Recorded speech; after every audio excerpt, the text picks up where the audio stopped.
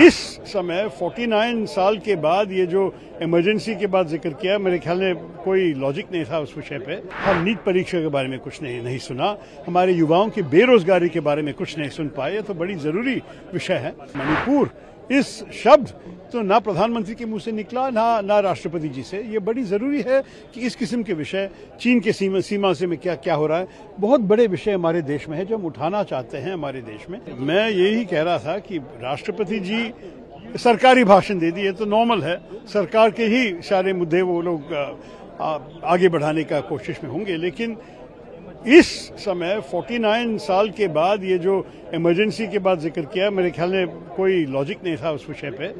आज के मुद्दे के बारे में बोलना चाहिए था। हम नीट परीक्षा के बारे में कुछ नहीं सुना, हमारे युवाओं की बेरोजगारी के बारे में कुछ नहीं सुन पाए। ये तो बड़ी जरूरी विषय है।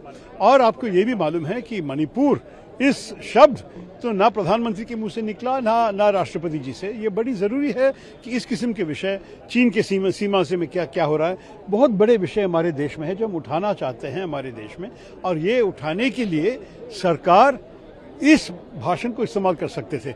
हमारे जवाब में तो नेचुरली प्रतिपक्ष की भी ये जिम्मेदारी है कि ऐसे मुद्दे हम ऐसे भी बताएं जनता को जो संसद के अंदर चर्चा होनी चाहिए, जो अब तक नहीं हुई है। बस यही बात। नीट को लेकर भी कहा कि निष्पक्ष जांच होगी, दोषियों पर कार्रवाई होनी चाहिए। लेकिन हम ये भी समझना चाहते हैं कि इस किस्म की मैनेजमेंट क्यों इतना बुरा हुआ इस बार। आपको पता है कि कभी कभी पोस्टपोन होता है, कभी कभी कैंसिल होता है, कभी कभी परीक्षा चलती है, किसी को ग्रेस मार्क्स मिलते हैं, क्यों नहीं मिलते। ये सारे विषय पे हमको अच्छी जानकारी चाहिए।